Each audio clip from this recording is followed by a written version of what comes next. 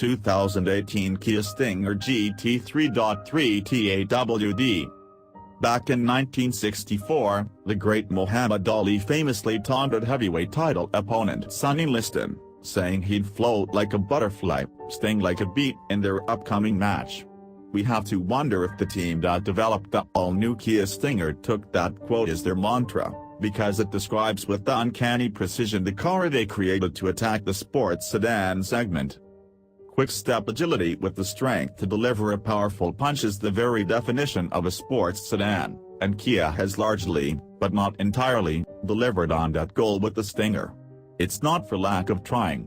The Stinger, which is actually a hatchback, is built from solid hardware, on a version of the Genesis G70's rear-wheel drive platform.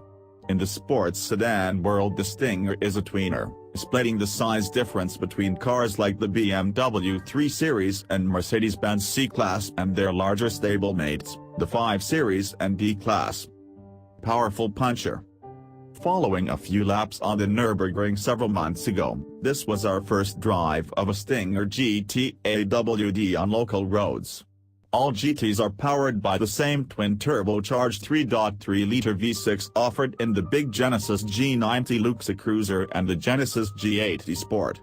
The boosted mill develops a healthy 365 horsepower and 376 pounds-to-foot of torque and is lashed to a Kia-built 8-speed automatic. Base Stingers are powered by a turbocharged 2.0-liter inline-4 that makes 255 horses and 260 pounds-to-foot and is also mated to the 8-speed auto. Both powertrains feed torque to the rear wheels but can be optionally mated to an all-wheel drive system that's rear-biased and can send up to 50% of the available torque to the front wheels or 80% rearward. The GT's standard equipment is certainly appropriate to its mission. Our AWD test car came with Brembo brakes, adjustable dampers, and Michelin Pilot Sport 4 performance footwear, size 225/40 ZR19 in front and 255/35 ZR19 at the rear, on handsome aluminum wheels. The powertrain and chassis are controlled via driving mode switch that offers 5 settings: Comfort, Sport, Smart, Eco, and Custom, the last of which allows you to mix and match suspension firmness, throttle mapping, shift programs, and engine sound enhancement. A fighter's countenance. The mechanicals are bolted to a car whose styling promises they will be put to good use. The Stinger's hatchback body is adorned with an angry face and enough mean-looking slots and grills to make its go-fast intentions unmistakable. The interior layout is handsomely sporting as well, with a simple sweep of an instrument panel, clear gauges, a flat-bottom steering wheel with shift paddles, and standard leather trimmings. Our track testing revealed that the hottest Kia does indeed sting like a bee. 60 miles per hour comes up in 4.6 seconds, it circulates the skid pad at 0.91 grams, and it stops from 70 miles per hour in 164 feet. Kia claims that the car's top speed is governed at 167 miles per hour. Those numbers match up well with larger, much more expensive performance sedans like some that competed in a recent comparison test, including the Audi A6 3.0T competition and the Cadillac CT-SV Sport. It bobs, it weaves.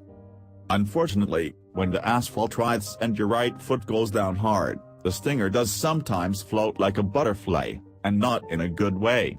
We experienced several unnerving sideways twitches while traversing nasty heaves in the middle of fast corners that convinced us that firmer rear damper tuning was needed.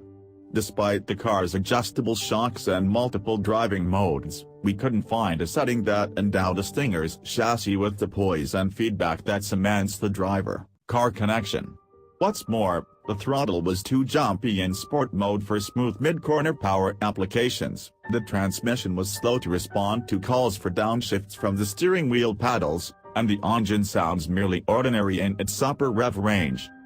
If the Stinger's footwork isn't honed to a razor's edge, it has another way to deliver a roundhouse punch to the performance sedan segment: Kia-style value.